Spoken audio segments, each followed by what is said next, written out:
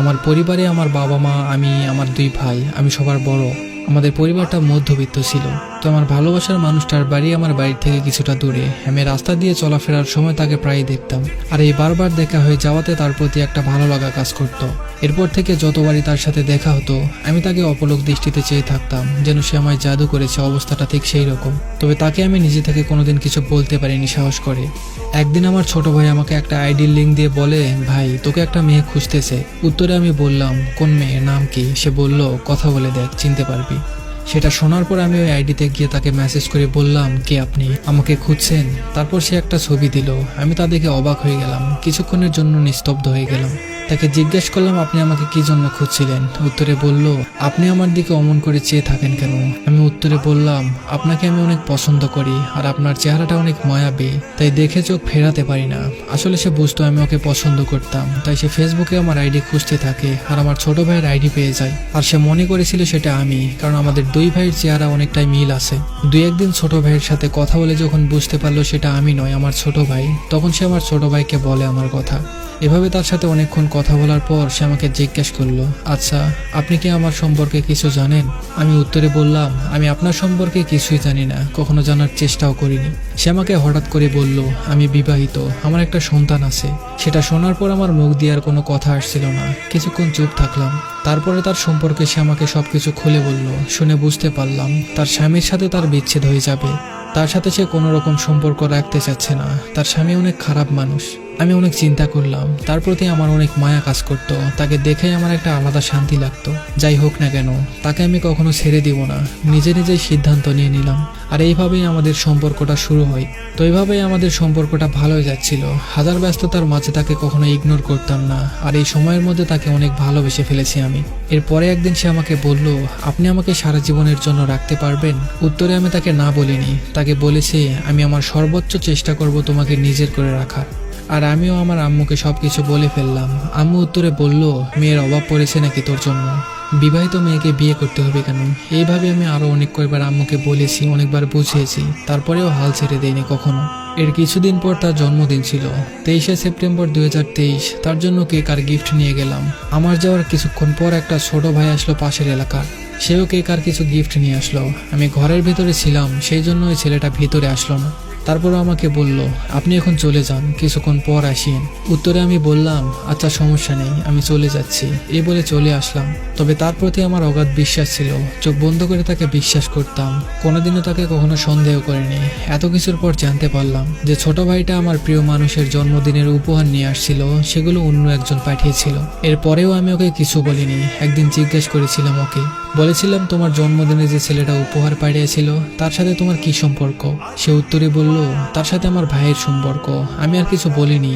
এই বলে এভাবেই আরো কিছুদিন চলে যেতে লাগলো। তারপর সে একদিন আমাকে একটা নাম্বার থেকে কল করে বলল, আমি বাসা থেকে ঝগড়া করে চলে আসছি। তার ফোন তার কোনো একটা আত্মীয়ের কাছে আছে, তার নাম্বার ছিল বন্ধ। তার পরের দিন আমাকে আবার ফোন দেয়। আমি রিসিভ করলাম। সে কান্না করছিল। কান্না করতে করতে বলছিল, আমি ওই ছেলেটাকে ভালোবাসি, তাকে বিয়ে করব, তুমি কিছু একটা করো। ওই ছেলেটা মানে জন্মদিনে যে উপহার পাঠিয়েছিল সে, যার সাথে ওর ভাইয়ের সম্পর্ক আছে বলেছিল। এটা শোনার পর আমি জিন্দা লাশের মতো হয়ে গেলাম। আর এদিকে আমার চোখের পানিও পড়ে যাচ্ছে। নীরবে কান্না থামাতে পারছিলাম না। কলটা কেটে দিলাম। এরপরে ঘন্টা 2-1 পর আমি কল দিলাম তাকে। কল দিয়ে বললাম, আমি কি অপরাধ করেছিলাম, আর এটা কোন পাপের শাস্তি দিলে তুমি আমাকে? সে উত্তরে বলল, তুমি তো আমাকে বিয়ে করবে না, আমার একটা তো পরিচয় লাগবে, সেই জন্য। তারপরেও আমি ওকে বলেছি, আচ্ছা সমস্যা নেই, আমি দেখি কি করতে পারি, তুমি কোনো টেনশন করিও না। পরের দিন ফোন দিয়ে আবারও কান্নাকাটি করছিল। আমি বললাম, কান্না করো কেন? সে বলল, সেও আমাকে বিয়ে করতে পারবে না, তার ফ্যামিলি মানছে না, আর সে তার ফ্যামিলির বিরুদ্ধে যেতে পারবে না। এখন আমি মরে যাব, ফাঁসি দেব, আরো কত কিছু বলল। আমি বললাম, তুমি শান্ত হও, তুমি আমার সাথে কাল দেখা করো। পরের দিন তার সাথে দেখা করতে একটা পার্কে গেলাম। অনেক বোঝালাম যে তুমি ভেঙে পড়ো না, আমি আছি তো, আমি তো এখনো মরে যাইনি, তুমি উন্মুক্ত স্কুলে ভর্তি হয়ে যাও, সব খরচ আমিই দেব। এইরকম করে অনেক সান্ত্বনা দিলাম। সে মেনে নিল। পরের দিন তার বাসায় চলে আসছিল সে। এত কিছুর পরেও তাকে ক্ষমা করে দিয়ে তাকে আগলে রাখলাম, ছেড়ে দিলাম না। রাগ তো থেকেই গিয়েছিল তার উপর আমার। তারপর তাকে আগের মতোই ভালোবেসে যাচ্ছিলাম। তার করা সব ভুল মাফ করে দিলাম, আর সব কিছু আগের মতোই চলতে লাগলো। তো 5-6 মাস পর ওই ছেলেটা বিদেশ থেকে আসলো, মানে ওর বর্তমান স্বামী। সে ছেলেটা 2 মাস দেশে থেকেছে। সে একটা রাতে আমার মাথায় হাত রেখে বলেছিল সে কোনোদিনও তার সাথে সম্পর্ক বা যোগাযোগ করবে না, আর কোনো পুরুষের সাথে কথাও বলবে না। তার প্রতি বিশ্বাসটা একটু নড়বড়ে হয়েছে ঠিকই, তবে আগের মতোই তার প্রতি মায়া ভালোবাসা কোনোটাই কমেনি। ঠিক আগের মতোই শুরু করলাম, আর এভাবেই চলছিল। ওই ছেলেটাও বিদেশ চলে যায় 1 মাসের মধ্যে। হঠাৎ সে আমাকে একটু ইগনোর করা শুরু করলো আবার। আমারও তার উপর সন্দেহটা আরো বেড়ে যাচ্ছিল। তার মধ্যে বেশ কয়েকবার জিজ্ঞেসও করেছিলাম, বলেছিলাম তুমি আমাকে আবার ঠকাচ্ছ না তো? সে আমাকে উল্টো মেজাজ দেখাতো। আমার সাথে ভিডিও কলে থাকা অবস্থায় সে মেসেজ করতো। আমি তার চোখ দেখেই বুঝতে পারতাম সে মেসেজ করতেছে। এভাবে কত হাজারবার জিজ্ঞেস করতাম কার সাথে মেসেজ করো, সে বলল বান্ধবীর সাথে। ফোনে থাকা অবস্থায় অনেকবার কলও আসতো। আমি জিজ্ঞেস করতাম কে কল দিয়েছে। তার একটা বেস্ট ফ্রেন্ড ছিল, মেয়ে বান্ধবী, নাম ছিল মুক্তা। সে উত্তরে বলতো তার বান্ধবী কল দিচ্ছিল। এভাবেই চলতে চলতে আমার ধৈর্যের সীমার থাকলো না। বহুবার সাবধানও করে দিছি আমার সাথে উল্টাপাল্টা কিছু করিও না, আমি আর মেনে নিব না। এভাবে অনেকবার রাগ করে ফোন কেটে দিলাম, আমি কলও দিতাম না অনেকক্ষণ ধরে। সেও দেখে আগের মতো আমি রাগ করে ফোন কেটে দিলে যেভাবে ফোন দিত একটার পর একটা, এখন সে আর দেয় না। আমি রাগ করে ফোন কেটে দিলে সে হয়তো সুযোগ পেত, যে সুযোগটা সে খুঁজছিল। তাই আমিও বুঝে শুনে ইচ্ছে করে তাকে সুযোগটা দিতাম। তার পরের দিন সন্ধ্যায় কথা বলতেছিলাম ভিডিও কলে। কথা বলা অবস্থায় তাকে কে যেন কল দিল। আমি ফোন কেটে দিলাম। কিছুক্ষণ পর সে আবার কল দিচ্ছে আমাকে। আমি জিজ্ঞেস করলাম কে কল দিচ্ছে তোমায়। সে বলল তার আঙ্কেল কল দিচ্ছে। আমি বললাম দেখি আমাকে স্ক্রিনশট দাও, আমি দেখবো। সে কোনো মতেই দিতে রাজি হলো না, কথা ঘোরানোর চেষ্টা করছিল অনেক। আমি রাগ করে ফোন কেটে দিলাম। দোকানে গিয়ে তাকে যে সিমটা দিয়েছিলাম সেটা উঠিয়ে ফেলি। তারপর আমি তার সবকিছু আমার ফোনে লগ ইন করি।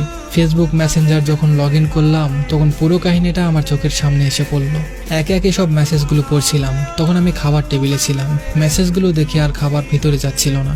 উঠে পড়লাম খাবার টেবিল থেকে, রুমে আসলাম। রুমের দরজা বন্ধ করে দিলাম। আবার হুট করে আম্মু এসে দেখে ফেলবে তাই। সবকিছু আমার কাছে এখন আয়নার মতো পরিষ্কার। আর কিছু দেখারও বাকি ছিল না আমার, আর বোঝারও। যার সাথে নতুন করে সম্পর্কে জড়িয়েছে ছেলেটার নাম খোরশেদ। দেখতে আমার থেকেও বেশ হ্যান্ডসাম, সুন্দর, টাকা পয়সাওয়ালা। এত অল্প দিনের রিলেশনের মধ্যেও 2-3 বার দেখা করে ফেলেছে তারা। আর এই সবকিছু জানার পরে তাকে সবকিছু বললাম, দেখালামও সবকিছু।